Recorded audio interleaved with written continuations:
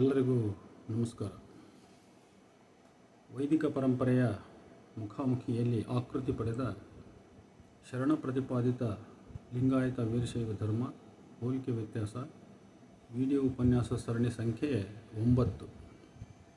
ವಿಷಯ: ಸಂಸಾರ, ಮಾಯೆ, ಪ್ರಾಪಂಚಿಕ ವಿಷಯಗಳು, ತನುಗುಣಾದಿಗಳ ಪ್ರಭಾವ ಇವೆಲ್ಲ ಭಕ್ತನ ಆಧ್ಯಾತ್ಮಿಕ ಸಾಧನೆಗೆ, ಮೋಕ್ಷಕ್ಕೆ, ಐಕ್ಯ ಸಾಧನೆಗೆ ಒಂದು ವಿಘ್ನ ಅಥವಾ ಅಡಚಣೆ. ಹೌದೇ ಅಲ್ಲವೇ ಅನ್ನೋ ಪ್ರಶ್ನೆ ಇದು. ಈ ವಿಷಯ ನಾನು ಅಲ್ಲಮ ಪ್ರಭುವಿಗೆ ಸೀಮಿತವಾಗಿ ಈ ಹಿಂದೆ ಒಂದು ಸ್ಥೂಲ ಚರ್ಚೆಯನ್ನು ಮಾಡಿದ್ದೆ. ಆದರೂ ಈ ವಿಷಯದ ಸರಣಿಯಲ್ಲಿ ಮತ್ತೊಮ್ಮೆ ಇದನ್ನು ನಾನು ಕೈಗೆತ್ತಿಕೊಂಡಿದ್ದೇನೆ. ಅಲ್ಲಮನಷ್ಟೇ ಅಲ್ಲ, ಅನೇಕ ಇತರೆ ವಚನಕಾರರ ಉದಾಹರಣೆಗಳನ್ನು ತೆಗೆದುಕೊಂಡು. ಇದಕ್ಕೆ ಬಹಳ ಪ್ರಧಾನವಾದ ಕಾರಣ ಅಂದರೆ, ಕರ್ನಾಟಕದ ಸಾರಸ್ವತ ಲೋಕದಲ್ಲಿ ಈ ವಿಷಯ ಕುರಿತಾಗಿ, ಅಂದರೆ ಸಂಸಾರ, ಮಾಯೆ ಅನ್ನುವಂಥದ್ದು ಐಕ್ಯಕ್ಕೆ ವಿಘ್ನ ಹೌದೇ ಅಲ್ಲವೇ ಅನ್ನುವ ವಿಷಯಕ್ಕೆ ಸಂಬಂಧಪಟ್ಟು ಕರ್ನಾಟಕದ ಸಾರಸ್ವತ ಲೋಕದಲ್ಲಿ ಸಾಮಾನ್ಯವಾಗಿ ಎಲ್ಲರಲ್ಲಿ ಜನಜನಿತವಾದ ಒಂದು ಅಭಿಪ್ರಾಯ, ಮೂಡಿರುವ ಅಭಿಪ್ರಾಯ ಏನೆಂದರೆ, ಸಂಸಾರ ಅನ್ನೋದು ಅದು ವಿಘ್ನ ಅಲ್ಲ, ಶರಣರು ಅವರು ಸಂಸಾರಿಗಳು. ಈ ರೀತಿ ಒಂದು ಸರಳವಾದ ಸತ್ಯವನ್ನು ಅವರು ಒಪ್ಕೊಂಡಿದ್ದಾರೆ. ಆದರೆ ಅದು ಅಂತರಂಗದಲ್ಲಿ ಶರಣರ ತತ್ವಗಳನ್ನು ನಾವು ಒಳಪ್ರವೇಶ ಮಾಡಿ ಓದ್ತಾ ಹೋದಾಗ ಅದರ ಅಂತರಂಗದಲ್ಲಿ ಶರಣರು ಸಂಸಾರಿಗಳಾಗಿದ್ದಾಗ್ಯೂ ಕೂಡ ಅವರು ಐಕ್ಯ ಸಾಧನೆಗೆ ಸಂಸಾರವನ್ನು ವಿಘ್ನ ಎಂದೇ ಬಗೆದಿದ್ದಾರೆ. ಅಲ್ಲದೆ ಶಂಕರಾಚಾರ್ಯರ ಮಾಯಾತತ್ವ ಏನಿದೆಯಲ್ಲ, ಜಗನ್ಮಿಥ್ಯ, ಬ್ರಹ್ಮಸತ್ಯ ಜಗನ್ಮಿಥ್ಯವಾದ ಮಾಯಾವಾದ, ಆ ಮಾಯಾವಾದವನ್ನು ಒಂದು ಕಡೆ ಮೇಲು ತೋರಿಕೆಗೆ ಕೆಲವು ವೇದಾಂತದ ತತ್ವಗಳನ್ನು ವಿರೋಧಿಸುತ್ತಲೇ ಆಂತರಿಕವಾಗಿ ಒಳಗಡೆ ಅವುಗಳನ್ನು ಒಪ್ಪಿಕೊಂಡಂಥ ಅನೇಕ ಪ್ರಸಂಗಗಳು ನಾನು ಚರ್ಚೆಯಲ್ಲಿ ತೋರಿಸ್ತಾ ಬಂದಿದ್ದೇನೆ.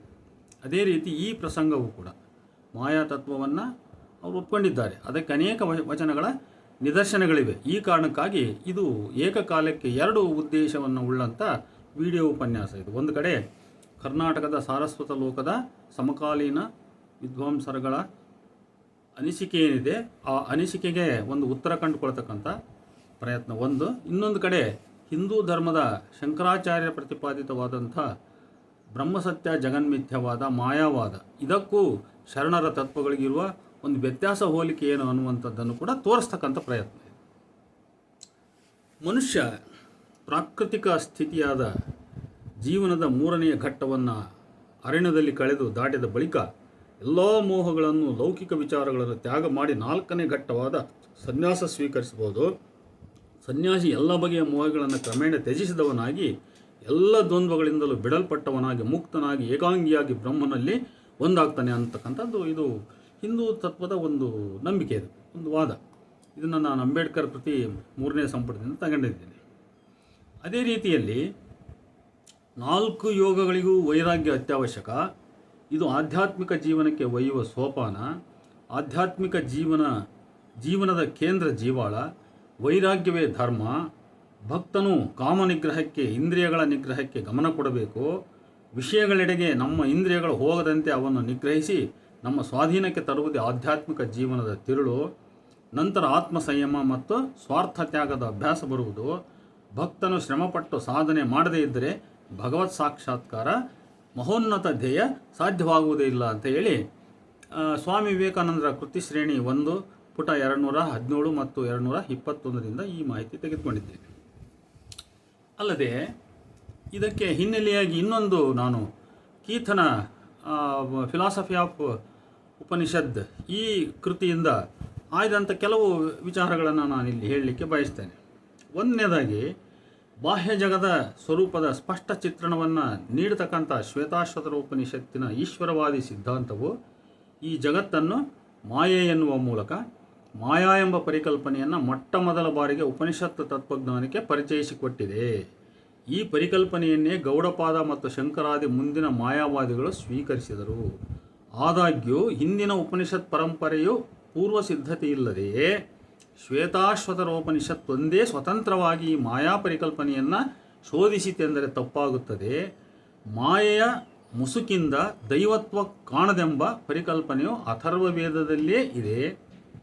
ನೀರೊಳಗಿನ ಕಮಲರೂಪಿ ಹಿರಣ್ಯಗರ್ಭನಲ್ಲಿ ಚಕ್ರಗುಂಬಕ್ಕೆ ಹೊಂದಿಸಲ್ಪಟ್ಟ ಕೈಗಳಂತೆ ದೇವತೆಗಳು ಮಾನವರು ಹೊಂದಿಸಲ್ಪಟ್ಟಿದ್ದಾರೆ. ಆ ಕಮಲವು ಮಾಯೆಯಿಂದ ಆವರಿಸಲ್ಪಟ್ಟಿದೆ.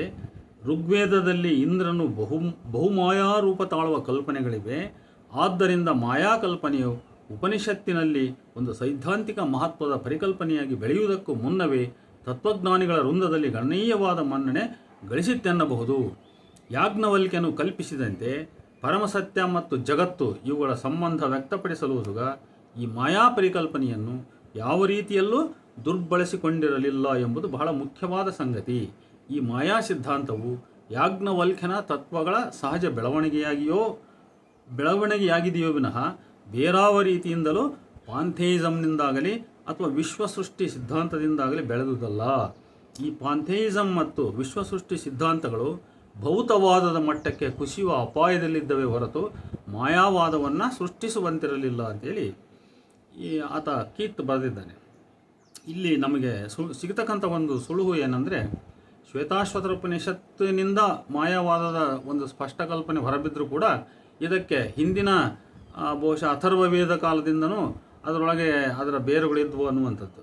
ಅದೇನೇ ಇರಲಿ, ಈಗ ನಮ್ಮ ಮುಂದಿನ ಉದ್ದೇಶ ಏನಂದರೆ, ಈ ರೀತಿ ಹಿಂದೂ ಸಾಹಿತ್ಯದಲ್ಲಿ, ಹಿಂದೂ ಧಾರ್ಮಿಕ ಸಾಹಿತ್ಯದಲ್ಲಿ ಹುಟ್ಟಿ ಬಂದಂಥ ಈ ಮಾಯಾ ತತ್ವ ಶರಣರ ಮೇಲೆ ಪ್ರಭಾವ ಬೀರಿದೆ ಎನ್ನುವುದು ನಾವು ವಚನಗಳ ಓದಿನಲ್ಲಿ, ಅದರಲ್ಲೂ ವಚನಗಳ ತಾತ್ವಿಕ ಮಗ್ಗುಲುಗಳನ್ನು ನಾವು ತೀವ್ರ ಪರಿಶೀಲನೆಗೆ ಒಡ್ಡಿದಾಗ ಕಾಣುವಂಥ ಬಹಳ ಮುಖ್ಯವಾದ ಸತ್ಯ.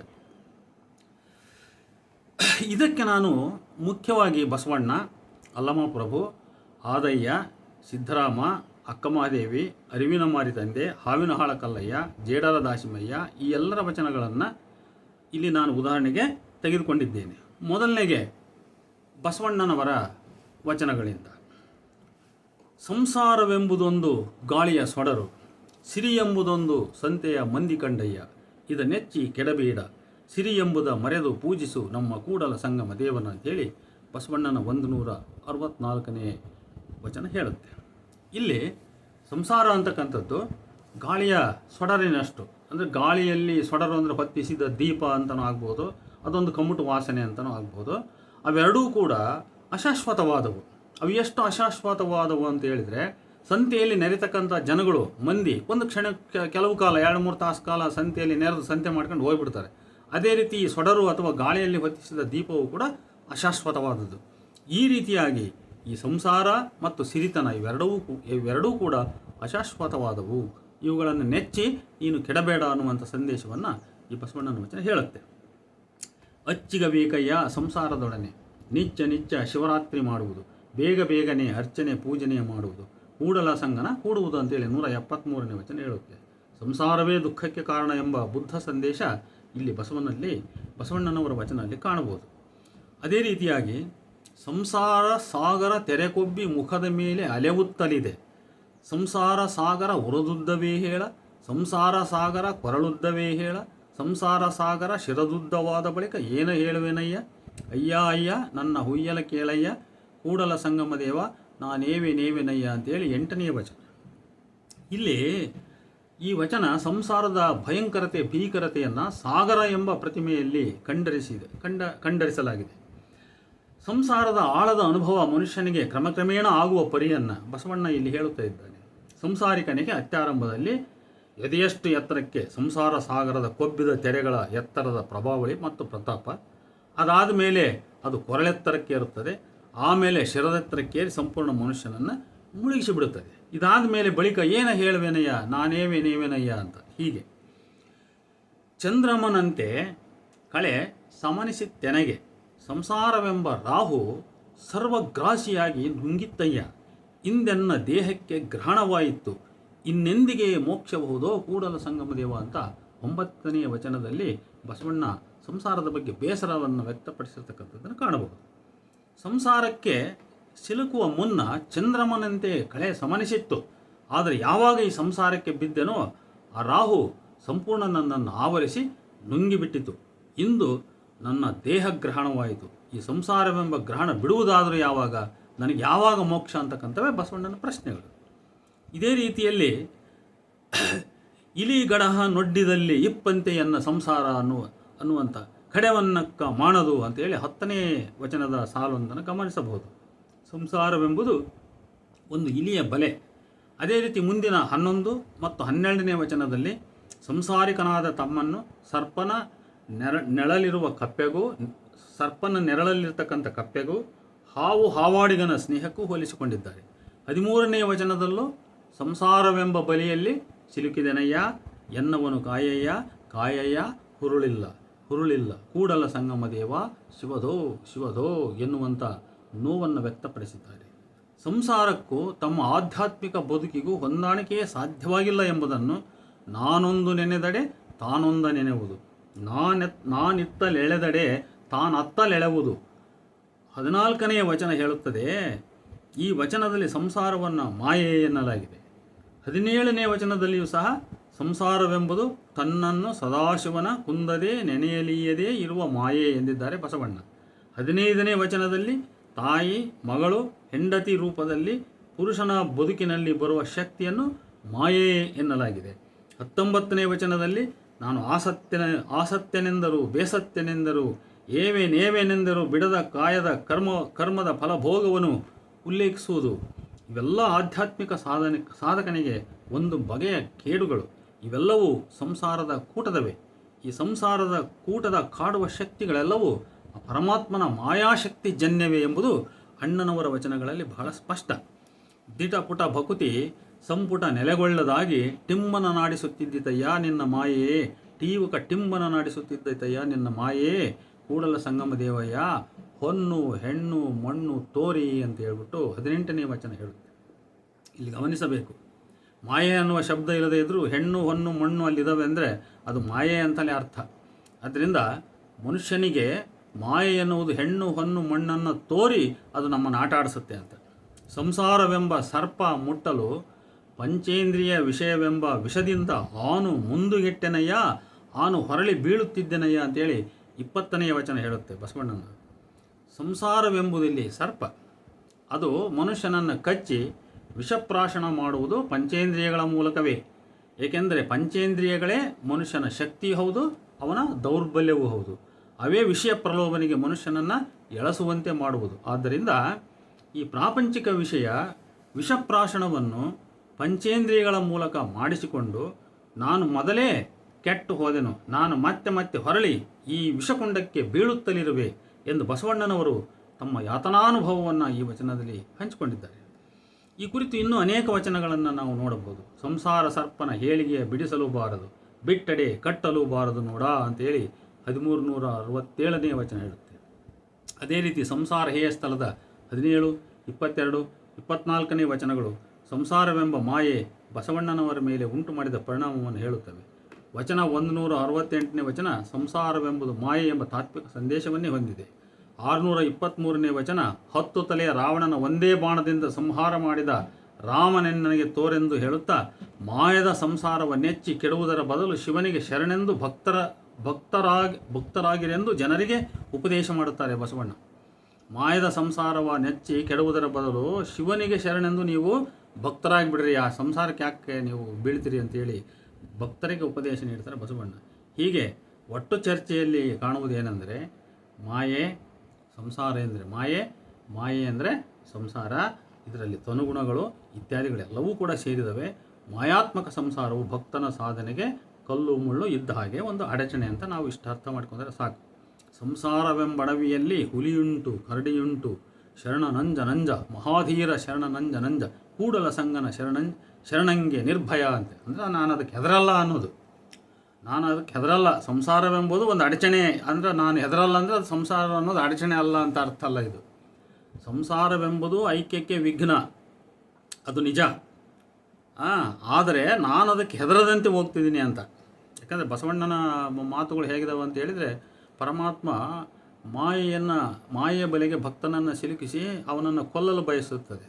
ಆದರೆ ಭಕ್ತ ಏನಂತ ನಾನು ನಿನ್ನನ್ನು ಗೆಲ್ತೀನಿ ಅಂತ ಹೇಳ್ತಾನೆ. ಆದ್ದರಿಂದ ನಾನು ಅದಕ್ಕೆ ಹೆದರಲ್ಲ ಅನ್ನೋದು ಅವನ ಸಂಕಲ್ಪ. ಅದು ಸಂಸಾರ ಮಾಯೆ ಎಂಬ ಕಲ್ಪನೆಯು ಬಸವಣ್ಣನವರಿಗಿದ್ದ ವೇದಾಂತ ಪರಂಪರೆಯ ನಂಟನ್ನು ಬಹಳ ಸ್ಪಷ್ಟವಾಗಿ ಸೂಚಿಸುತ್ತದೆ. ಬ್ರಹ್ಮಸತ್ಯ ಜಗನ್ಮಿಥ್ಯವಾದದ ನೆರಳು ಬಸವಣ್ಣನವರಿಗೂ ತಾಗಿದೆ. ಈ ಮಾಯೆ ಕಲ್ಪನೆಯು ಬಸವಣ್ಣನವರ ಲೋಕದೃಷ್ಟಿಯೂ ಹೌದು. ತಾವು ಸಂಸಾರಿಯಾಗಿ ಪ್ರಾಪಂಚಿಕ ಜೀವನದ ಸುಖಭೋಗ ಉಂಡಿದ್ದರೂ ತಮ್ಮ ಪಾರಮಾರ್ಥಿಕ ಜೀವನ ಸಾಧನೆಗೆಯೇ ಹೆಚ್ಚಿನ ಒತ್ತು ನೀಡುವ ಬಸವಣ್ಣನವರು ಈ ಲೌಕಿಕ ಸಂಸಾರವನ್ನು ಕಡೆಗಣಿಸ್ತಕ್ಕಂಥದ್ದು ಸ್ವಾಭಾವಿಕವಾಗಿಯೇ ಇದೆ ಅಂತ ಹೇಳ್ತಾ, ಇನ್ನು ನಾವು ಅಲ್ಲಮಪ್ರಭುವಿನ ಕೆಲವು ವಚನಗಳನ್ನು ನೋಡೋಣ. ಅಲ್ಲಮಪ್ರಭು ವಿಚಾರಕ್ಕೆ ಬಂದ ತಕ್ಷಣ ನಮ್ಮ ವಿದ್ವಾಂಸರು ಬಹಳ ಮುಖ್ಯವಾಗಿ ನೀಡ್ತಕ್ಕಂಥ ಒಂದು ವಚನ ಯಾವುದು? ಹೆಣ್ಣು ಮಾಯೆ ಎಂಬರು ಹೆಣ್ಣು ಮಾಯೆಯಲ್ಲ, ಹೊನ್ನು ಮಾಯೆ ಎಂಬರು ಹೊನ್ನು ಮಾಯೆಯಲ್ಲ, ಮಣ್ಣು ಮಾಯೆ ಎಂಬರು ಮಣ್ಣು ಮಾಯೆಯಲ್ಲ, ಮನದ ಮುಂದಣ ಆಶೆಯೇ ಮಾಯೆ ಅಂತ ಈ ವಚನವನ್ನು ಉದಾಹರಿಸಿ ಶರಣರು ಸಂಸಾರವನ್ನು ವಿಘ್ನ ಎಂದು ಬಗೆದಿಲ್ಲ ಅಂತ ಹೇಳ್ತಾರೆ. ಆದರೆ ಅದೇ ಅಲ್ಲಮಪ್ರಭುಗಳ 175ನೇ ವಚನವನ್ನು ನಾವು ನೋಡೋಣ.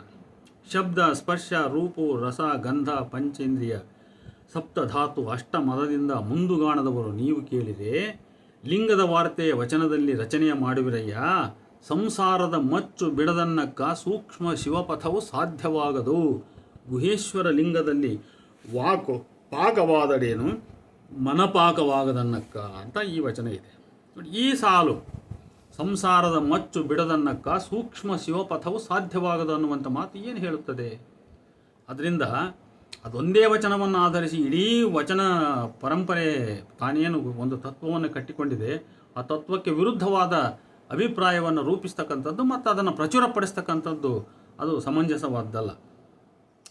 ತೋಟವ ಬಿತ್ತಿದರೆಮ್ಮವರು, ಕಾಹ ಕೊಟ್ಟರು ಜವನವರು, ನಿತ್ಯವಲ್ಲದ ಸಂಸಾರ ವೃಥಾ ಹೋಯಿತಲ್ಲ, ಗುಹೇಶ್ವರ ನಿಕ್ಕಿದ ಕಿಚ್ಚು ಹೊತ್ತಿಕ್ಕಲುಂಟು ಅಟ್ಟುಣಲಿಲ್ಲ ಗುಹೇಶ್ವರ ಅಂತೇಳಿ ಅಲ್ಲಮಪ್ರಭುವಿನ 44ನೆಯ ವಚನ.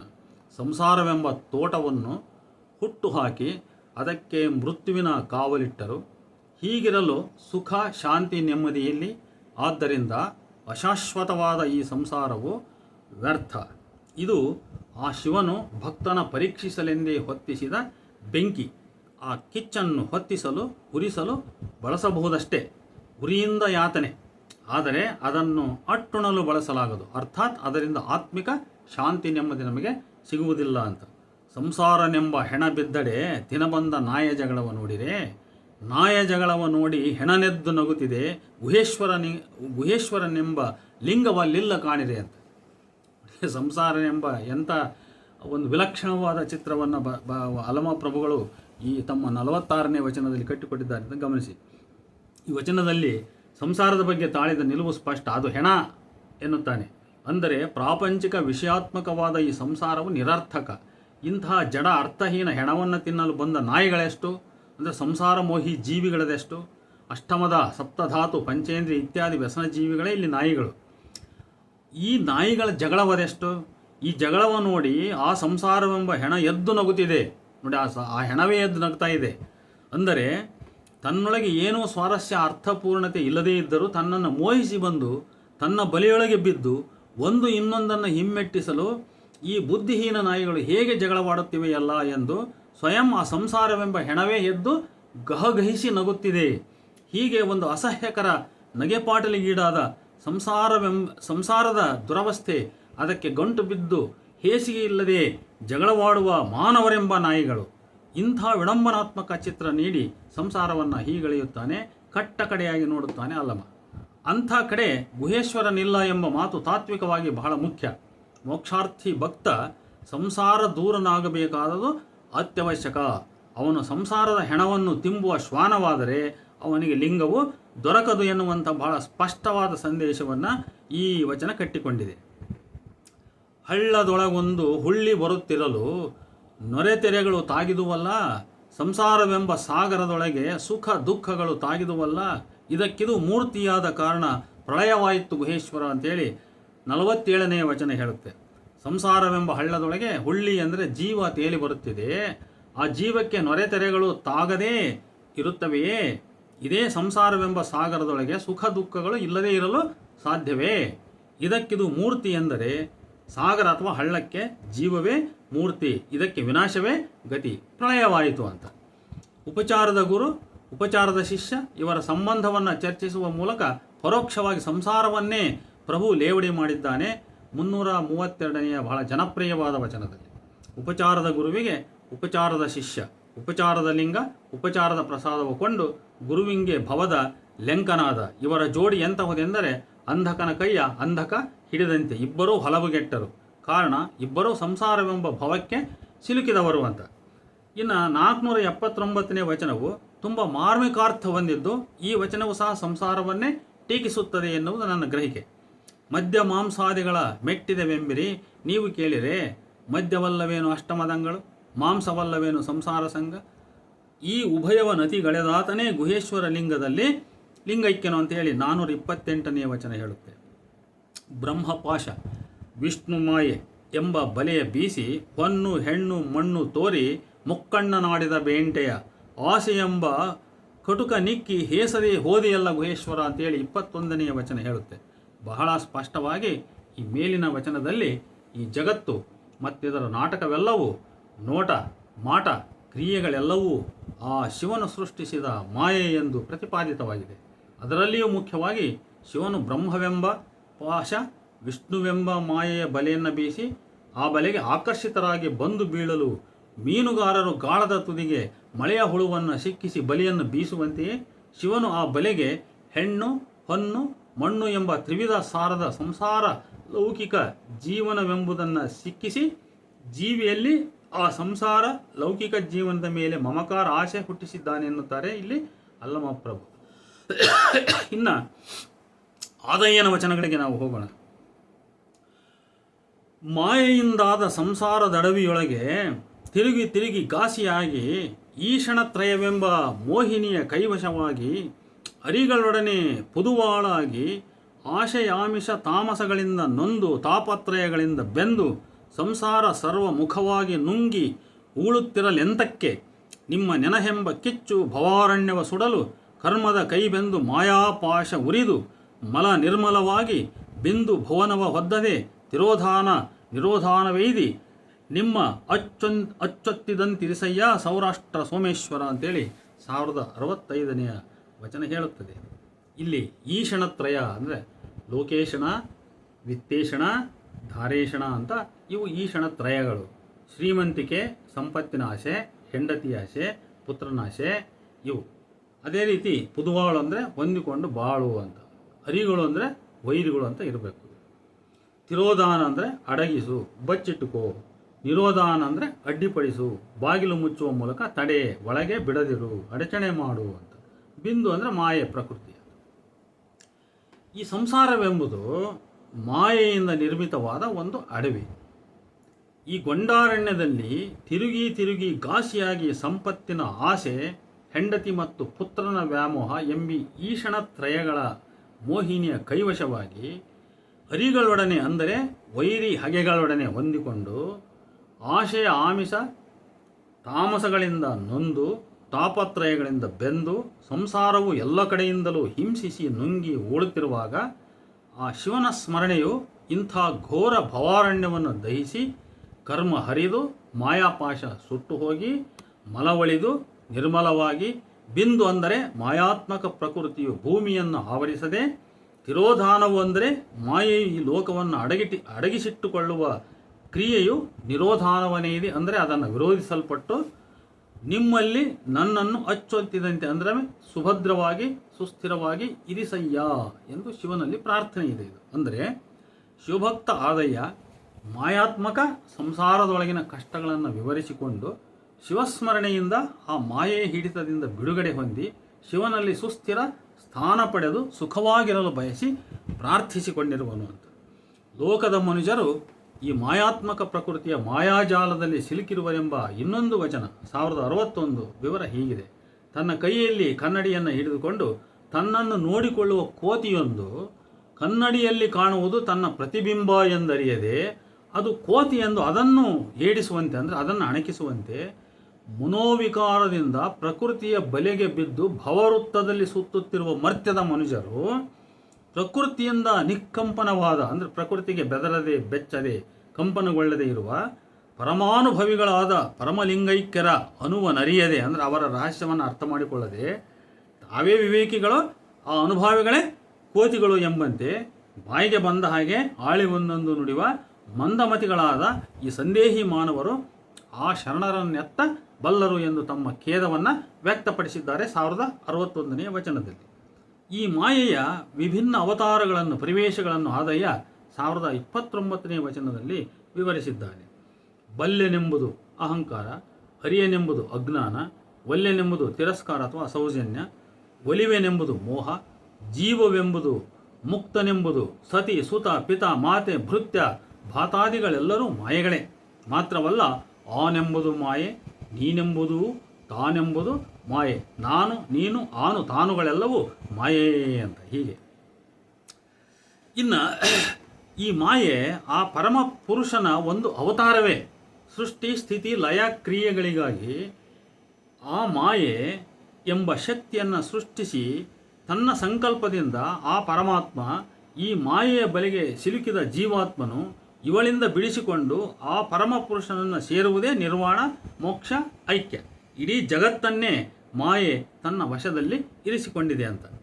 ಬಾಣತಿ ರಕ್ಕಸೆಯಾದಡೆ ಮಕ್ಕಳ ಕಾಯುವರಿನ್ನಾರಯ್ಯ, ಸೋಜಿಗದ ಮಾಯೆ ಸಟೆಯಪ್ಪ ಜಗವ ಪಿಡಿದಿರಲು ಆ ಜಗವನ ಮಾಯಾ ಹಸ್ತದಿಂ ತೊಲಗಿಸುವರಿನ್ನಾರಯ್ಯ, ನಾ ಬಲ್ಲೆ ನಾ ಹಿರಿಯನೆಂಬವರೆಲ್ಲರೂ ಮಾಯೆಯ ಅಣಲೊಳಗೆ ಸಿಕ್ಕಿದರು, ಹರಿಹರ ಬ್ರಹ್ಮಾದಿಗಳೆಲ್ಲರೂ ಮಾಯ ಕೈಯ ಶಿಶುವಾದರಯ್ಯ, ಸೌರಾಷ್ಟ್ರ ಸೋಮೇಶ್ವರ ನಿನ್ನ ಮಾಯೆ ಅಖಿಳಕ್ಕೆ ತಾನರಸಾದಳಯ್ಯ ಅಂತೇಳಿ 1032ನೇ ವಚನ ಹೇಳುತ್ತೆ. ಇಲ್ಲಿ ಶಿಶುವನ್ನು ಹೆತ್ತ ಬಾಣಂತಿಯೇ ಸ್ವಯಂ ರಾಕ್ಷಸಿಯಾಗಿ ಶಿಶುವನ್ನು ತಿಂದರೆ ಆ ಶಿಶುವನ್ನು ರಕ್ಷಿಸುವವರು ಯಾರು? ಹೀಗೆ ಪರಮಾತ್ಮನನ್ನೇ ಕೇಳುತ್ತಾನೆ ಆದಯ್ಯ. ಕಾರಣ, ಈ ಅಖಿಲ ಬ್ರಹ್ಮಾಂಡವನ್ನು ತನ್ನ ಹುಸಿ ಹಿಡಿತದಲ್ಲಿಟ್ಟುಕೊಂಡಿರುವ ಮಾಯೆ ಬೇರಾರೂ ಅಲ್ಲ, ಆ ಪರಮಪುರುಷನ ಒಂದು ಶಕ್ತಿ ಅದು. ಹೀಗಿರಲು ಜಗದ ಕರ್ತನಾದ ತಾನೇ ತನ್ನ ಮಾಯೆಯ ಮೂಲಕ ಜಗತ್ತನ್ನು ಹೀಗೆ ಬಂಧಿಸಿರಲು ಆ ಜಗತ್ತನ್ನು ಆ ಮಾಯೆಯ ಹುಸಿ ಹಸ್ತದಿಂದ ಬಿಡಿಸಿ ರಕ್ಷಿಸುವವರು ಯಾರು? ಅಯ್ಯೋ, ನಾ ಬಲ್ಲೆ ಬಿಡು ಆ ಮಾಯೆಯನ್ನು ಎಂದು ಅಹಂಕಾರ ಮೆರೆದ ಹಿರಿಯರೆಲ್ಲರೂ, ಅಂದರೆ ಸಂತರು, ವಿದ್ವಾಂಸರು ಎಲ್ಲರೂ ಕೂಡ ಆ ಮಾಯೆಯ ದವಡಿಯೊಳಗೇ ಸಿಲುಕಿಬಿಟ್ಟರು, ಅಣಲೊಳಗೆ ಸಿಲುಕಿಬಿಟ್ಟರು. ಮಹಾಮಹಿಮರಾದ ಹರಿಬ್ರಹ್ಮಾದಿಗಳೆಲ್ಲರೂ ಆ ಮಾಯೆಯ ಕೈಯೊಳಗೆ ಶಿಶುವಾಗಿ ಬಿಟ್ಟರು. ಆದ್ದರಿಂದ ಈ ಮಾಯೆ ಬಹಳ ದೊಡ್ಡವಳು, ನಿನ್ನನ ಮಾಯೆ ಅಖಿಲಕ್ಕೆ ಅರಸಾದಳು ಎಂದು ಹೇಳುತ್ತಾನೆ. ಇದು ಮಾಯೆಯ ಅಥವಾ ಪ್ರಕೃತಿಯ ಶಕ್ತಿ. ಅದು ಜಗತ್ತನ್ನು ಸೃಷ್ಟಿಸುವ ಪರಮಶಕ್ತಿಯಾದ ಈ ಮಾಯಾತ್ಮಕ ಪ್ರಕೃತಿಯನ್ನು ಆದಯ್ಯ ಒಂದು ವಚನದಲ್ಲಿ ಬಹಳ ಮಾರ್ಮಿಕವಾಗಿ ಬಣ್ಣಿಸಿರುವನು. ಕಾಳ ರಕ್ಕಸಿಗೆ 3 ಬೆನ್ನು, 5 ಬಸುರು, 6 ಕಣ್ಣು, 7 ಮಲೆ, 8 ಭುಜ, 10 ತೋಳು, 16 ಪಾದ, 18 ತಲೆ, 36 ಬಾಯಿ, 52 ನಾಲಿಗೆ, 64 ಕೋರೆದಾಡೆ, ಈ ಪರಿಯಲ್ಲಿ ಜಗವನೆಲ್ಲವ ನಗಿದಗಿದು ಉಗುಳುತ್ತಿರ್ದಳಯ್ಯ ಅಂತ ನೋಡಿ. ಈ ಪರಿಯಲ್ಲಿ ಜಗವನೆಲ್ಲವ ನಗಿದಗಿದು ಉಗುಳುತ್ತಿರ್ದಳಯ್ಯ ಸೌರಾಷ್ಟ್ರ ಸೋಮೇಶ್ವರ, ನೀ ಮುಟ್ಟಿ ಬಟ್ಟ ಬಯಲಾದಳು ಅಂತೇಳಿ 881ನೇ ವಚನ ಹೇಳುತ್ತೆ. ಇಲ್ಲಿ 3 ಬೆನ್ನು ಅಂದರೆ ತ್ರಿಗುಣಗಳು, 5 ಬಸುರು ಅಂದರೆ ಪಂಚೇಂದ್ರಿಯಗಳು, 8 ಭುಜ ಅಂದರೆ ಅಷ್ಟದಿಕ್ಕುಗಳು, 7 ಮಲೆ ಅಂದರೆ ಸಪ್ತ ವ್ಯಸನಗಳು. ಹೀಗೆ ಆದಾಯ ಮಾರ್ಮಿಕವಾಗಿ ಕೆಲವು ತತ್ವಗಳನ್ನು ಬಳಸಿಕೊಂಡು ಈ ಜಡಾಜಡ ಜಗದ ಸ್ವರೂಪವಾದ ಪ್ರಕೃತಿ ಮಾಯೆಯನ್ನು ಸಾಂಕೇತಿಕವಾಗಿ ವರ್ಣಿಸಿರುವನು. ಈ ಜಗತ್ತು ಮತ್ತಿದರ ಜೀವನ ಕ್ರಿಯೆ ಆ ಮಾಯೆಯಿಂದ ನಿತ್ಯವೂ ಸೃಷ್ಟಿ, ಸ್ಥಿತಿ, ಲಯ ಈ 3 ಕ್ರಿಯೆಯ ಮೂಲಕ ನಡೆಯುತ್ತಲೇ ಇರುತ್ತದೆ ನಿರಂತರವಾಗಿ. ಆದ್ದರಿಂದ ಸ್ಪರ್ಶ ಅಂದರೆ ಪರಬ್ರಹ್ಮನ, ಪರಶಿವನ ಜ್ಞಾನದ ಸ್ಪರ್ಶ ಆದ ತಕ್ಷಣ ಆ ಮಾಯೆ ಮಾಯವಾಗುತ್ತಾಳೆ. ಮಾಯೆ ಅಂದರೆ ಅಜ್ಞಾನ, ಅಂಧಕಾರದ ಮುಸುಕು. ಇದರ ಬಿಡುಗಡೆಯು ಶಿವಜ್ಞಾನದಿಂದ, ಬ್ರಹ್ಮಜ್ಞಾನದಿಂದ. ಭಕ್ತಿ ಎಂಬ ಸತಿಯಲ್ಲಿ ಜ್ಞಾನವೆಂಬ ಸುತ ಹುಟ್ಟಲು, ಮಾಯೆ ಎಂಬ ವಾಯು ಮರಣವಾಗಲು ಶರಣ ಅರಿಕೆಗೆಟ್ಟ ನೋಡ ಅಂತ 1046ರ ಆದಯ್ಯನ ವಚನದ ಸಾಲು ಇದೆ. ಭಕ್ತಿ ಎಂಬ ಸತಿಯಲ್ಲಿ ಜ್ಞಾನವೆಂಬ ಸುತ ಹುಟ್ಟಲು, ಮಾಯೆ ಎಂಬ ವಾಯು ಮರಣವಾಗಲು ಶರಣ ಅರಿಕೆಗೆಟ್ಟ ನೋಡ ಅಂತ ಹೇಳ್ಬಿಟ್ಟು. ಅಂದರೆ ಮಾಯೆಯ ಜಗದ ಹಿಡಿತ ಅಶಾಶ್ವತ, ಅಸ್ಥಿರ, ಅಸತ್ಯ. ಇದಕ್ಕಾಗಿಯೇ 1032ನೇ ವಚನದಲ್ಲಿ ಮಾಯೆ ಸಟೆಯಪ್ಪ ಜಗವ ಪಿಡಿದಿರಲು ಎಂದು ಹೇಳಿರುವುದು. ಈ ಸೃಷ್ಟಿಕ್ರಿಯೆಯನ್ನೇ ಬ್ರಹ್ಮವೆಂಬ ವೃಕ್ಷದಲ್ಲಿ ಫಲಪತ್ರ ಕುಸುಮಗಳೆಂಬ ಸಚರಾಚರಂಗಳಷ್ಟ ಮೂರ್ತಿಗಳಾಗಿ ಆಗಿ ಆಗಿ ಅಳಿವುತ್ತಿಪ್ಪವಯ್ಯ ಎಂದು ಹೇಳುತ್ತದೆ 1042ನೇ ವಚನ. ಮಾಯಾವಾದದ ಬೇರು ವೇದೋಪನಿಷತ್ತುಗಳಲ್ಲಿಯೇ ಇದೆ. ಈ ವಚನಕಾರರು ಸಹ ಈ ಮಾಯಾ ಪ್ರಕೃತಿಯ ಕಲ್ಪನೆಯನ್ನು, ಅಂದರೆ ಒಂದು ಕಡೆ ಈ ಸಾಂಖ್ಯದಲ್ಲಿ ಇದನ್ನು ಪ್ರಕೃತಿ ಪ್ರಧಾನ ಅಂತ ಕರಿತಿದ್ದೀವಿ ನಾವು. ಮಾಯಾ ಅಂತಕ್ಕಂಥದ್ದು ಉಪನಿಷತ್ ವೇದಾಂತ ಪರಂಪರೆಯಲ್ಲಿ ಹುಟ್ಟಿದಂಥ ಕಲ್ಪನೆ. ಈ ಕಲ್ಪನೆಗಳನ್ನು ವಚನಕಾರರು, ಅದರಲ್ಲೂ ಈಗ ಆದಯನಲ್ಲಿ ನಾವು ಬಹಳ ಸ್ಪಷ್ಟವಾಗಿ ಅದು ಸ್ವೀಕೃತವಾಗಿ ಅದರ ಪ್ರತಿಪಾದನೆ ಆಗಿರ್ತಕ್ಕಂಥದ್ದನ್ನು ಕಾಣ್ತಿದ್ದೀವಿ. ಇನ್ನು ಸಿದ್ಧರಾಮನ ವಚನಗಳಲ್ಲಿ ಸಂಸಾರ ಮಾಯೆ ಅನ್ನೋದು ಹೇಗಿದೆ ಅಂತ ನೋಡುವ. ಈತನ ಭಾಳಷ್ಟು ವಚನಗಳಿವೆ, ಕೆಲವನ್ನು ನಾನು ಪ್ರಾತಿನಿಧಿಕವಾಗಿ ಹೇಳ್ತೇನೆ. ರೂಪಿಲ್ಲದವಳೊಡನಾಡಿ ಮೃತ್ಯುವಿಪ್ಪಠಾವನರಿಯಬಾರದು. ಹಿತವೆಯಂತಿಪ್ಪಳು ಒತ್ತಿ ಕೆಡಹುವಳು, ದೊಪ್ಪನೆ ಭೂಮಿಗೆ ಹೊರಗಿಸುವಳು. ಇವಳು ಅಪ್ಪುವ ಅಗಲುವ ಪರಿಯ ನೋಡಯ್ಯ. ಈ ಲೋಕದೊಳಗೆಲ್ಲರೂ ಅಜ್ಞಾನ ನಿದ್ರಾ ಮಾಯಾಶಕ್ತಿಯ ಸಂಘದಿಂದ ಮರೆದೊರಗುತ್ತೈದಾರೆ ಅಂತ. ನಿದ್ರಾ ಮಾಯಾಶಕ್ತಿ, ಅಜ್ಞಾನ ನಿದ್ರಾ ಮಾಯಾಶಕ್ತಿಯ ಸಂಘದಿಂದ ಮರೆದೊರಗುತ್ತೈದಾರೆ ಅಂತೇಳಿ 269ನೇ ವಚನ ಹೇಳುತ್ತೆ. ಅದೇ ರೀತಿ ಜಲದಲ್ಲಿ ಚಂದ್ರನಿಲ್ಲ, ಜಲವೆಲ್ಲ ಮಾಯಾತ್ಮಕ, ವಸ್ತುವಲ್ಲ, ವಸ್ತುವಾತ್ಮಕ ಮಾಯೆಯಲ್ಲ, ಉಪಾಧಿಯಿಂದ ತೋರ್ಪುವುದೆಲ್ಲ ನಿಜವೇ ಅಯ್ಯ ಅಂತೇಳಿ ಈ ರೀತಿ ಒಂದು ಪ್ರಶ್ನೆಯನ್ನು ಮಾಡೋದ್ರ ಮುಖಾಂತರ 1491ನೇ ವಚನ ಮಾಯೆಯ ವಿಚಾರವನ್ನು ಪ್ರಸ್ತಾಪ ಮಾಡ್ತದೆ. ಅದೇ ರೀತಿ ವಸ್ತು ಒಂದರಲ್ಲಿ ಕಲ್ಪಿತ ದ್ವಯವಾದವು ನೋಡ, ಹಗ್ಗವಲ್ಲ ಸರ್ಪವೆಂಬುದೇ ಅಧ್ಯಾರೋಪ, ಸರ್ಪವೆಲ್ಲ ಹಗ್ಗವೆಂಬುದೇ ಅಪವಾದ. ಈ ರೀತಿ ಒಂದು ತಾತ್ವಿಕ ಕಲ್ಪನೆಯ ಮುಖಾಂತರ ಮಾಯೆಯ ವಿಚಾರವನ್ನು 1492ನೇ ವಚನ ವಿವರಿಸ್ತದೆ. ಜಡ, ಅಸತ್ಯ, ಸುಖ, ದುಃಖ, ಅನಿತ್ಯ, ಖಂಡಿತ ಎಂಬೈದು ಲಕ್ಷಣ ಮಾಯಾತ್ಮಕವಯ್ಯ ಅಂತ ಹೇಳಿಬಿಟ್ಟು 1493ನೇ ವಚನ ಹೇಳುತ್ತೆ. ಆಮೇಲೆ ತೋರಿ ಕೆಡುವ ದೇಹ ನಾನೆಂದು ನಂಬದಿರಾಮನವೇ, ತೋರುವ ಅರಿವು ತಾನೆಂದು ನಂಬು ಕಂಡೆಯಾಮನವೇ ಅಂತ ಹೇಳಿ 1494ನೆಯ ವಚನ ಹೇಳುತ್ತೆ. ಇಲ್ಲಿ ಒಟ್ಟಿನಲ್ಲಿ ಈ ಮೇಲಿನ 5 ವಚನಗಳು ಏನಿದಾವಲ್ಲ, ಈ 5 ವಚನಗಳಲ್ಲಿ ಸಿದ್ಧರಾಮನು ಮಾಯೆ ಪ್ರಕೃತಿಯನ್ನು ಸ್ಪಷ್ಟವಾಗಿ ವಿವರಿಸಿದ್ದಾನೆ. ವಚನದಲ್ಲಿ ಜಲದಲ್ಲಿನ ಚಂದ್ರನ ಪ್ರತಿಬಿಂಬ ಮತ್ತು ಘಟದಲ್ಲಿನ ಪ್ರತಿಬಿಂಬ ನಿಜವಲ್ಲ, ನಿಜವಾದ ಚಂದ್ರ ಮತ್ತು ಘಟ ಬೇರೆ ಎಂದು ತರ್ಕಿಸುವ ಮೂಲಕ ಮಾಯೆ ಪ್ರಕೃತಿ ಸ್ವಭಾವವನ್ನೇ ಇಲ್ಲಿ ಚರ್ಚಿಸಿದ್ದಾನೆ. ಅದೇ ರೀತಿ ಅದರ ಮುಂದುವರಿಕೆಯಾಗಿ 1491ನೇ ವಚನದಲ್ಲಿ ಚಂದ್ರನು ಜಲದಲ್ಲಿಲ್ಲ, ಜಲದಲ್ಲಿ ಕಾಣುವುದು ಅಸತ್ಯ, ಮಾಯಾತ್ಮಕ, ಸತ್ಯ ವಸ್ತು ಮಾಯೆಯಲ್ಲ, ಮಾಯಾತ್ಮಕವಾದುದು ವಸ್ತುವಲ್ಲ ಅಂತ ಈ ರೀತಿ ಒಂದು ಚರ್ಚೆ ನಡೆದಿದೆ ಅಲ್ಲಿ. ಇವುಗಳಲ್ಲಿ ಎಲ್ಲರಿಗೂ ಅರ್ಥವಾಗುವ ಒಂದನ್ನು ನಾವು ಇಲ್ಲಿ ವಿವರಿಸಬಹುದು. ಹಗ್ಗವು ಹಾವಲ್ಲ, ಹಗ್ಗವನ್ನೇ ಹಾವು ಎಂದು ಭಾವಿಸುವುದು ಅವಿದ್ಯೆ, ಇದೇ ಮಾಯೆಯ ಪ್ರಭಾವ. ಈ ರೀತಿ ಅಧ್ಯಾರೋಪವಾದ ಅವಿದ್ಯೆಯಲ್ಲಿ ಲೇಸುಂಟೆ ಎಂದು ಪ್ರಶ್ನಿಸುತ್ತಾನೆ. ಈ ವಚನದ ಚರ್ಚೆಯನ್ನು 1492ನೇ ವಚನ ಮುಂದುವರಿಸಿದೆ. ನೆಲದ ಮೇಲೆ ಹಗ್ಗವೊಂದು ಬಿದ್ದಿದೆ ಎಂದು ಭಾವಿಸೋಣ. ಈಗ ಹಗ್ಗವಲ್ಲ ಅದು ಸರ್ಪ ಎಂಬುದೇ ಅಧ್ಯಾರೋಪ, ಸರ್ಪವಲ್ಲ ಹಗ್ಗ ಎಂಬುದೇ ಅಪವಾದ. ಅಂದರೆ ವಸ್ತುವಲ್ಲ ಅದು ಮಾಯೆ ಎಂಬುದು ಅವಿದ್ಯೆ, ಮಾಯೆಯಲ್ಲ ವಸ್ತುವೆಂಬುದೇ ವಿದ್ಯೆ. ಅಂದರೆ ನೆಲದ ಮೇಲೆ ಬಿದ್ದಿರುವುದು ಮಾಯೆಯಲ್ಲ, ಅದು ಹಗ್ಗವೆಂಬ ವಸ್ತು ಎಂಬುದೇ ವಿದ್ಯೆ ಅಂತ ಹೇಳಿ ಈ ರೀತಿ ಒಂದು ಈ ಮಾಯೆಯ ಚರ್ಚೆ ನಡೆದಿದೆ. 1494ನೇ ವಚನ ಈ ಮಾಯೆ ಪ್ರಕೃತಿಯ ನಿದರ್ಶನವಾಗಿ ದೇಹವನ್ನು ತೆಗೆದುಕೊಂಡು ತೋರಿ ಕೆಡುವ ದೇಹವನ್ನು ನಾನೆಂದು ನಂಬದಿರಾಮನವೇ ಎಂದು ಸ್ವಗತ ಸಂಭಾಷಿಸಿಕೊಂಡ ಸಿದ್ಧರಾಮ ದೇಹವನ್ನು ಮಾಯೆ ಪ್ರಕೃತಿಯೊಂದಿಗೆ ಸಮೀಕರಿಸಿದ್ದಾನೆ. ಕಾಯವು ಸ್ಥಿರವಲ್ಲ, ಅದನ್ನು ನಂಬಿದರೆ ಕೇಡುಂಟು. ಹಾಗಾದರೆ ಏನನ್ನು ನಂಬುವುದು?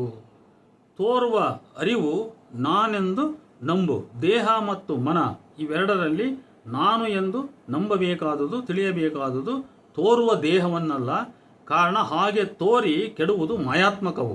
ಯಾವುದು ಮೇಲು ತೋರಿಕೆಗೆ ಕಾಣ್ತದಲ್ಲ ಅದು ಮಾಯಾತ್ಮಕವು.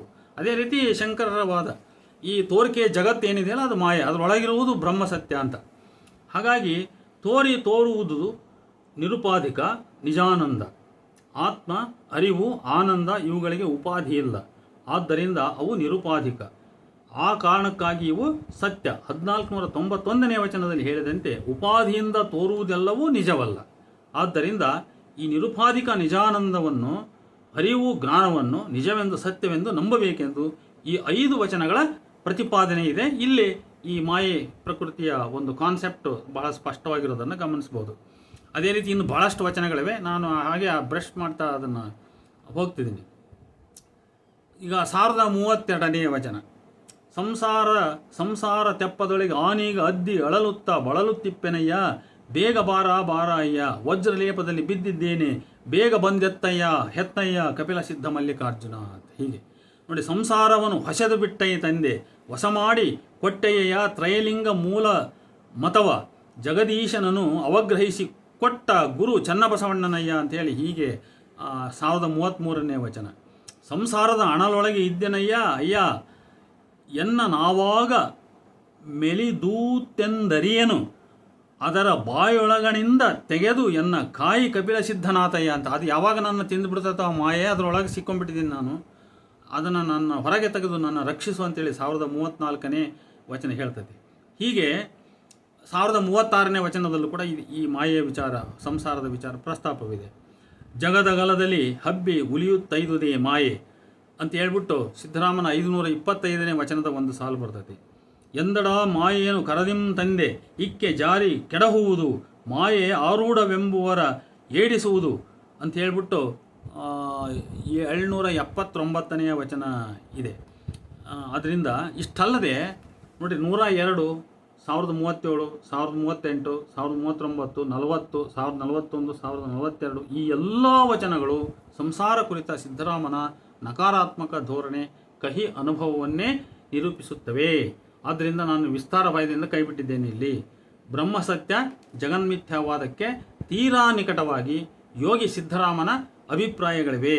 ಉಪಾಧಿಕ ಜಗತ್ತು, ದೇಹ, ಸಂಸಾರ ಇದೆಲ್ಲವೂ ಜಡ ಮತ್ತು ಮಾಯಾತ್ಮಕ. ಇದು ಪ್ರಕೃತಿ ಸಂಬಂಧವಾದುದು. ಪ್ರಕೃತಿ ಸಂಬಂಧದಿಂದಲೇ ದುಃಖ ಉಂಟಾಗುವುದು. ಸಾಧಕನು ಶಿವಯೋಗ ಲಿಂಗೈಕ್ಯತೆ ಸಾಧಿಸಬೇಕಾದರೆ ಅವನು ಸಂಸಾರ ನಿರಸನ ಭಾವ ತಾಳಬೇಕು. ಸ್ವತಃ ಸಂಸಾರಿಯೂ ಕೃಷಿಕನೂ ಆಗಿದ್ದ ಸಿದ್ದರಾಮನು ಸಂಸಾರ ಕುರಿತ ತನ್ನ ಕಹಿ ಅನುಭವಗಳನ್ನು ಹೇಳುತ್ತಲೇ ಸಂಸಾರ ನಿರಸನ ತತ್ವವನ್ನು ಈ ಮೇಲಿನ ವಚನಗಳಲ್ಲಿ ಮತ್ತು ಇನ್ನೂ ಅನೇಕ ವಚನಗಳಲ್ಲಿ ಪ್ರತಿಪಾದಿಸಿದ್ದಾನೆ.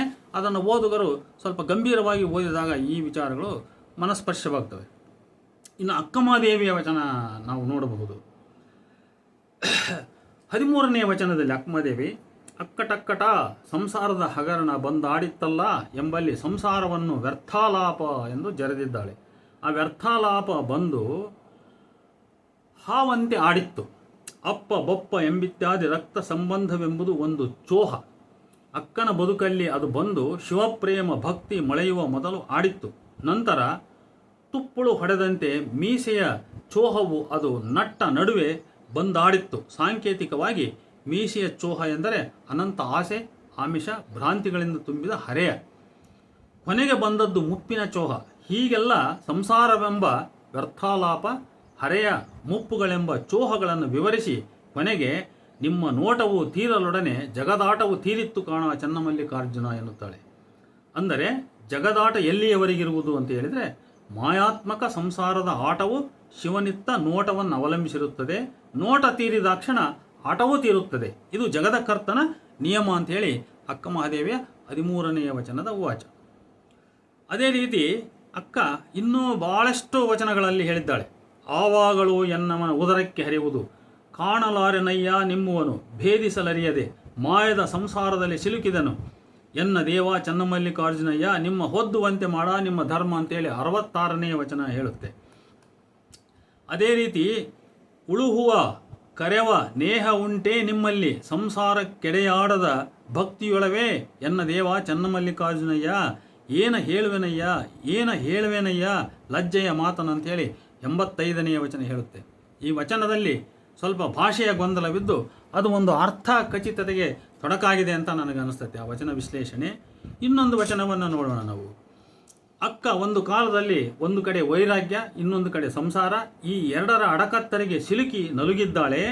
ಆ ಧರ್ಮ ಸಂಕಟದ ಅನುಭವವನ್ನು ಅಕ್ಕ ಮಹಾದೇವಿಯ 86ನೇ ವಚನ ಕಟ್ಟಿಕೊಡುತ್ತದೆ. ಅದು ಉಳ್ಳುದೊಂದು ತನು, ಉಳ್ಳುದೊಂದು ಮನ, ನಾನಿನ್ನಾವ ಮನದಲ್ಲಿ ಧ್ಯಾನವ ಮಾಡುವೆನಯ್ಯ, ಸಂಸಾರವ ನಾವ ಮನದಲ್ಲಿ ತಲ್ಲೀಯ ವಾಹೆನಯ್ಯ, ಅಕಟಕಟ ಕೆಟ್ಟೆ ಕೆಟ್ಟೆ ಸಂಸಾರಕ್ಕಲ್ಲ ಪಾರಮಾರ್ಥಕ್ಕಲ್ಲ, ಎರಡಕ್ಕೆ ಬಿಟ್ಟ ಕರುವಿನಂತೆ ಬಿಲ್ಲು ಬೆಳವಲ ಕಾಯ ನೊಂದಾಗಿ ಹಿಡಿಯಬಹುದೇ ಚನ್ನಮಲ್ಲಿಕಾರ್ಜುನ ಅಂತೇಳಿ ಈ 86ನೇ ವಚನ ಹೇಳುತ್ತೆ. ಮನುಷ್ಯನಿಗಿರುವುದು ಒಂದೇ ತನು, ಒಂದೇ ಮನ.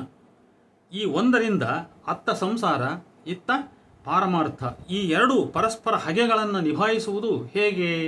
ತನ್ನ ಬದುಕು ಯಾವುದೊಂದಕ್ಕೂ ಆಗಲಿಲ್ಲ, ಯಾವುದೊಂದರಲ್ಲೂ ಪೂರ್ಣತೆ ಇಲ್ಲ ಎಂದು ಪಶ್ಚಾತ್ತಾಪ ಪಡ್ತಾ ತನ್ನ ಈ ಉಭಯ ಸಂಕಟವನ್ನು ಹಸುವಿಗೆ ಬಿಟ್ಟ ಕರುವಿನ ಜೀವನಕ್ಕೂ ಹೋಲಿಸುವುದಲ್ಲದೆ, ಒಬ್ಬ ವ್ಯಕ್ತಿ ಏಕಕಾಲದಲ್ಲಿ ಬಿಲ್ಲನ್ನು ಬೆಳವಲಕಾಯಿಯನ್ನು ಹಿಡಿಯುವುದು ಹೇಗೆ ಅಸಾಧ್ಯವೋ ಹಾಗೆ ತನಗೆ ಸಂಸಾರ ಮತ್ತು ಪಾರಮಾರ್ಥ ಈ ಎರಡನ್ನೂ ನಿಭಾಯಿಸುವುದು ಅಸಾಧ್ಯ ಅಂತ ತನ್ನ ಅಶಕ್ತತೆಯನ್ನು ಅಲ್ಲಿ ತೋಡಿಕೊಂಡಿದ್ದಾಳೆ. ಅದೇ ರೀತಿ ಇನ್ನೊಂದು 128ನೇ ವಚನವು ಕೂಡ ಇಂಥದೇ ಅರ್ಥ ಹೊಂದಿದೆ.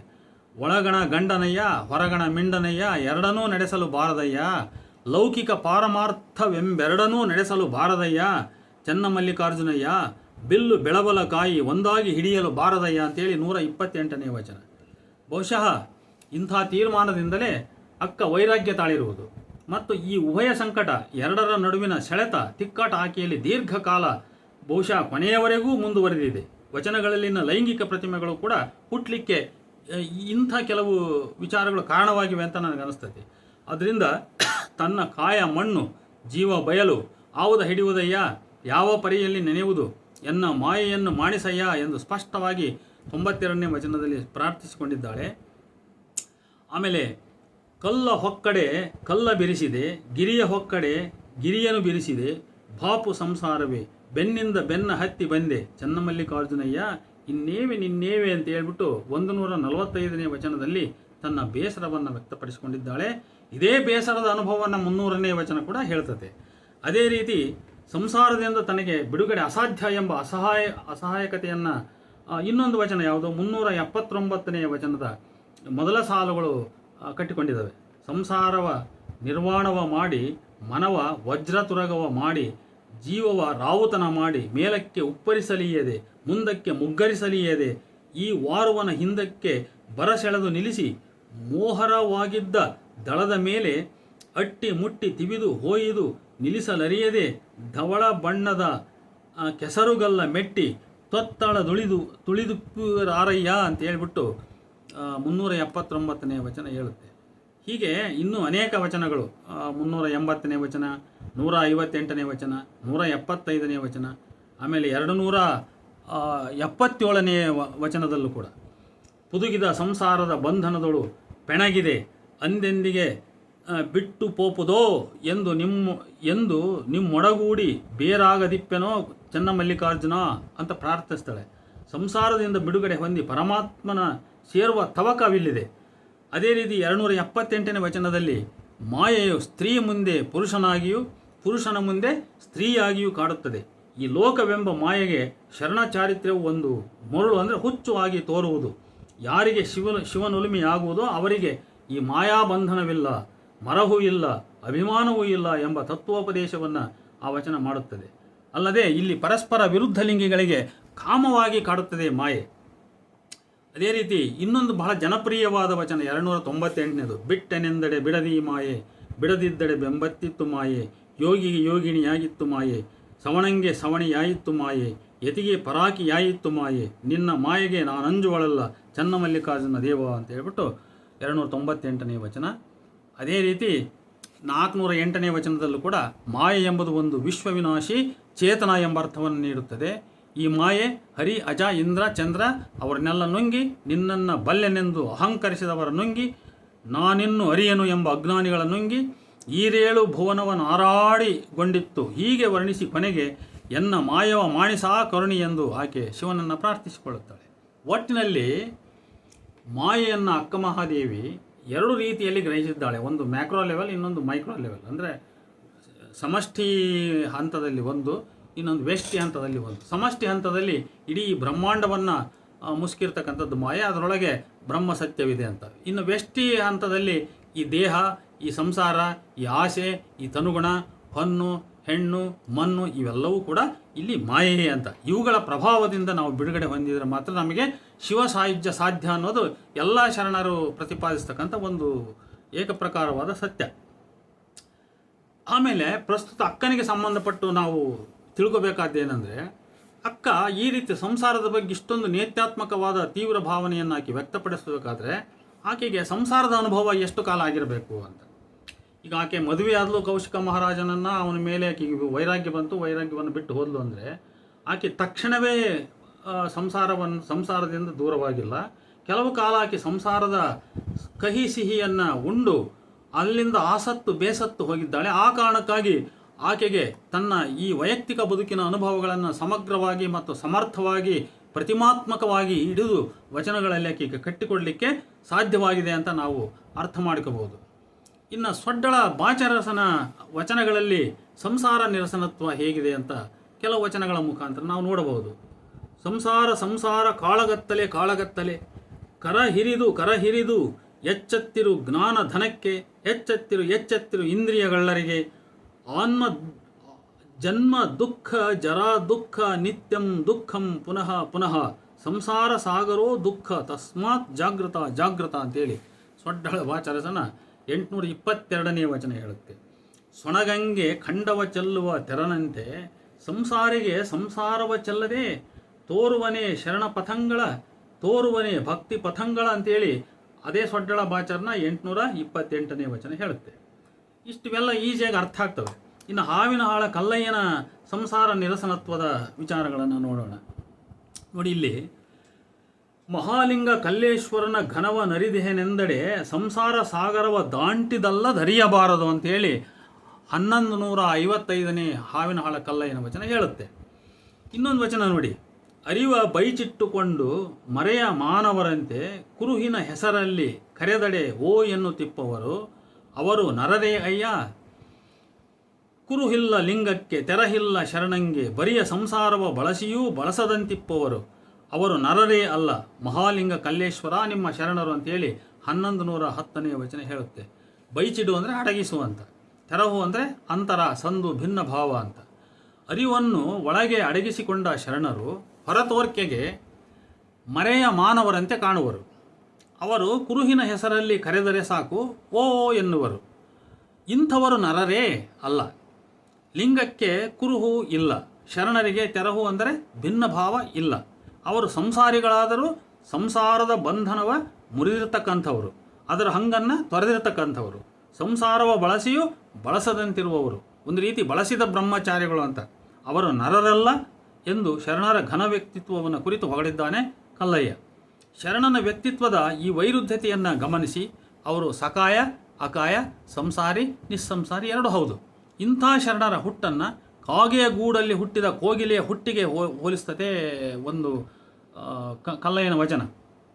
ಇಕ್ಕದೇ ಕೋಗಿಲೆ ಕಾಗೆಯ ತತ್ತಿಯಲ್ಲಿ, ಸಾಕದೆ ಶಿಶುವ ತನ್ನ ಮನಬುದ್ಧಿಯಿಂದ, ಇಕ್ಕಿದಡೆಯನು ದೇವ ಪಿಂಡವ ತಂದು ಮಾನವ ಯೋನಿಯಲ್ಲಿ ಹುಟ್ಟಿದಡೇನು ಲಿಂಗ ಶರಣನು ನರರ ಯೋನಿಯಲ್ಲಿ ಹುಟ್ಟಿದಾತನೇ ಅಲ್ಲ, ಬರದೆ ಪಕ್ಷಿಯ ಬಸುರಲ್ಲಿ ಅಶ್ವತ್ಥ ವೃಕ್ಷವು, ಇದು ಕಾರಣ ಮಹಾಲಿಂಗ ಕಲ್ಲೇಶ್ವರ ಕಾಗೆಗೆ ಪಿಕ ಶಿಶುವೇ ಅಂತ ಹೇಳ್ಬಿಟ್ಟು 1119ನೇ ವಚನದಲ್ಲಿ ಪ್ರಶ್ನೆ ಮಾಡ್ತಾನೆ. ಪಿಕ ಅಂದರೆ ಕೋಗಿಲೆ. ನೋಡಿ, ಕೋಗಿಲೆಯ ಮೊಟ್ಟೆಗಳು ಕಾಗೆಯ ಮೊಟ್ಟೆಗಳೊಂದಿಗೆ ಕಾಗೆಯಿಂದ ಕಾವು ಕೊಡಿಸಿಕೊಂಡು ಕಾಗೆಯ ಮೊಟ್ಟೆಗಳೊಂದಿಗೆ ಮೊಟ್ಟೆಯಿಂದ ಹೊರಬಂದು ನಂತರ ಮತ್ತೆ ತಾಯಿ ಕೋಗಿಲೆಯ ಸೇರುತ್ತವೆ. ಇದೊಂದು ವಿಚಿತ್ರ ನೈಸರ್ಗಿಕ ಕ್ರಿಯೆ. ಒಂದು ರೀತಿ ಯಾರದೋ ಅಂಡಾಣವನ್ನು ಮತ್ತಾರದೋ ಗರ್ಭಕ್ಕೆ ಹಾಕಿ ಕೂಸನ್ನು ಬೆಳೆಸಿಕೊಂಡಂತೆ ಇದು. ಕಾಗೆಯ ಗೂಡಲ್ಲಿ ಮರಿಯಾಗಿ ಹೊರಬಂದ ತನ್ನ ಮರಿಯನ್ನು ಕೋಗಿಲೆಯು ತನ್ನ ಮನಬುದ್ಧಿಯಿಂದ ತನ್ನ ಮರಿ ಎಂದು ಪೋಷಿಸುವುದಿಲ್ಲವೇ? ಅದೇ ರೀತಿ ಶರಣರ ಹುಟ್ಟು, ದೈವಿಕ ಪಿಂಡಗಳಾದ ಅವರನ್ನು ಆ ದೇವರು ಮಾನವ ಕುಲದ ಸ್ತ್ರೀ ಗರ್ಭಕ್ಕೆ ಹಾಕಿ ಬೆಳೆಸಿ ಸ್ತ್ರೀ ಯೋನಿಯಲ್ಲಿ ಹುಟ್ಟಿ ಹೊರಬರುವಂತೆ ಮಾಡಿದರು. ಲಿಂಗ ಶರಣನು ನರರ ಯೋನಿಯಲ್ಲಿ ಹುಟ್ಟಿದಾತನೇ ಅಲ್ಲ. ಅಂದರೆ ನರರ ಯೋನಿಯಲ್ಲಿ ಹುಟ್ಟಿದರೂ ಅವನು ಯೋನಿಜರಲ್ಲ, ಅವರು ಅಯೋನಿಜರು. ಅಶ್ವತ್ಥ ವೃಕ್ಷದ ಬೀಜವನ್ನು ಕಾಗೆ ತಿಂದು ಎಲ್ಲಿಯೋ ಹಾಕುತ್ತದೆ, ಆ ಬೀಜವು ವೃಕ್ಷವಾಗಿ ಬೆಳೆಯುತ್ತದೆ. ಆದರೂ ಅಶ್ವತ್ಥ ವೃಕ್ಷವನ್ನು ಕಾಗೆಯ ವೃಕ್ಷ ಅಂತ ಯಾರು ಕರೆಯಲ್ಲ. ಹೀಗೆ ಶರಣರು ಯೋನಿಜರಾದರೂ ಕೂಡ, ಅಂದರೆ ಸ್ತ್ರೀ ಗರ್ಭದಲ್ಲಿ ಅವರು ಹುಟ್ಟಿ ಬಂದರೂ ಕೂಡ ಅವರು ಅಯೋನಿಜರು ಎಂದು ತನ್ನ ವಾದವನ್ನು ಬಹಳ ಸ್ವಾರಸ್ಯಕರವಾಗಿ ಹಾವಿನ ಹಾಳ ಕಲ್ಲಯ್ಯ ಮಂಡಿಸಿದ್ದಾರೆ. ಇನ್ನು ಜೇಡರ ದಾಸಿಮಯ್ಯನ ಕೆಲ ವಚನಗಳನ್ನು ನಾವು ನೋಡಬಹುದು. ಸಂಸಾರ ಕುರಿತು ದಾಸಿಮಯ್ಯನ ನಿಲುವನ್ನು ಈ 809ನೇ ವಚನ ಕಟ್ಟಿಕೊಡತತೆ. ನಂಬಿ ನೆಚ್ಚಿದೆನೆಂದು ಮನವ ನಿಂಬುಗೊಡದಿರು, ಕಾಯದ ಮಾಯದ ಕಪಟ ಕರ್ಮ ಸಂಸಾರಕ್ಕೆ ತನು ಮನ ಧನದಲ್ಲಿ ನೆನಹುಳ್ಳವರ ಕನಸಿನಲ್ಲಿ ಅರಿಯ ನಮ್ಮ ರಾಮನಾಥ ಅಂತ ಹೇಳುತ್ತೆ 809ನೇ ವಚನ. ಸಂಸಾರವನ್ನು ಕಾಯದ ಮಾಯದ ಕಪಟ ಕರ್ಮ ಎಂದು ನೇತ್ಯಾತ್ಮಕವಾಗಿ ನೋಡುವ ದಾಸಿಮಯ್ಯ ಅದರ ನಂಬಿಕೆ ನೆಚ್ಚಿಗೆಗೆ ನಿನ್ನ ಮನದಲ್ಲಿ ಇಂಬು ಒಂದು ಜಾಗ ಕೊಡಬೇಡ ಎಂದು ಉಪದೇಶಿಸುವನು. ಮುಂದುವರಿದು, ಗುರುಲಿಂಗ ಜಂಗಮಕ್ಕೆ ವ್ಯಯಿಸಬೇಕಾದ ತನುಮನ ಧನಗಳನ್ನು ವ್ಯಯಿಸುವಲ್ಲಿ ಸಂಸಾರದ ನೆನಹು ಬಂದರೆ ಭಕ್ತನಾದವನು ಆ ತ್ರಿವಿಧಗಳನ್ನು ಆ ಶಿವರೂಪತ್ರಯಗಳಿಗೆ ವ್ಯಯಿಸಲಾರ. ಇಂಥವರನ್ನು ತನ್ನ ಕನಸಿನಲ್ಲಿಯೂ ತಾನರಿಯನೆಂದು ಹೇಳುತ್ತಾನೆ. ಹೀಗೆ ಸಂಸಾರವನ್ನು ನಿರಾಕರಿಸುವನು ದಾಸಿಮಯ್ಯ. ನೋಡಿ, ಹೀಗೆ ಒಟ್ಟಾರೆ ಶರಣರ ವಚನಗಳನ್ನು ನಾವು ನೋಡುತ್ತಾ ತಳಸ್ಪರ್ಶಿಯಾಗಿ ನೋಡುತ್ತಾ ಬಂದಾಗ ಅಲ್ಲಿ ಸಂಸಾರ ನಿರಸನ ತತ್ವ ಇರ್ತಕ್ಕಂಥದ್ದು ಬಹಳ ಸ್ಪಷ್ಟ. ಯಾವ ಶರಣರು ಕೂಡ ಅವರೆಲ್ಲರೂ ಇದರಲ್ಲಿ ಅಲ್ಲಮಾಪ್ರಭು, ಅಕ್ಕಮಾದೇವಿ ಸಂಸಾರ ಆಗಿ ಸಂಸಾರವನ್ನು ತೊರೆದು ಬಂದಳು. ಅಲ್ಲಮಾಪ್ರಭುಗಳು ಕೂಡ ಅವರು ವಿರಾಗ ತಾಳಿರ್ತಕ್ಕಂಥವರು, ಮಾಯೆಯ ಮೇಲೆ ವ್ಯಾಮೋಹವನ್ನು ತಾಳಿ, ಹೀಗೆ ಅದೆಲ್ಲ ಏನೇ ಇದ್ದರೂ ಉಳಿದ ಎಲ್ಲ ಶರಣರು ಹೆಚ್ಚು ಕಡಿಮೆ ಅವರೆಲ್ಲರೂ ಸಂಸಾರಿಗಳವರು. ಸಂಸಾರಿಗಳಾಗಿದ್ದಾಗ್ಯೂ ಕೂಡ ತಾತ್ವಿಕವಾಗಿ ತಮ್ಮ ತತ್ವವನ್ನು, ಧರ್ಮತತ್ವವನ್ನು ಪ್ರತಿಪಾದನೆ ಮಾಡುವಾಗ ಅವರು ಬಹಳ ಸ್ಪಷ್ಟ ನುಡಿಗಳಲ್ಲಿ ಸಂಸಾರವನ್ನು ಮೋಕ್ಷ ಸಾಧನೆಗೆ, ಐಕ್ಯ ಸಾಧನೆಗೆ ಅವರು ವಿಘ್ನ ಎಂದೇ ಬಗೆದಿದ್ದಾರೆ. ಈ ಸಂದೇಶವನ್ನು, ತಾತ್ವಿಕ ಸಂದೇಶವನ್ನು ಕನ್ನಡದ ಪ್ರಾಜ್ಞರಲ್ಲಿ ಬಹುತೇಕ ಜನರು ತಪ್ಪಾಗಿ ಅರ್ಥ ಮಾಡಿಕೊಂಡಿದ್ದಾರೆ ಎಂದು ಹೇಳುತ್ತಾ ಈ ಉಪನ್ಯಾಸವನ್ನು ಇಲ್ಲಿಗೆ ನಾನು ಮುಗಿಸ್ತಾ ಇದ್ದೇನೆ. ನಮಸ್ಕಾರ. ಮತ್ತೆ ಮುಂದೆ 10ನೇ ಉಪನ್ಯಾಸದಲ್ಲಿ ನೀವು ಭೇಟಿಯಾಗೋಣ. ನಮಸ್ಕಾರ.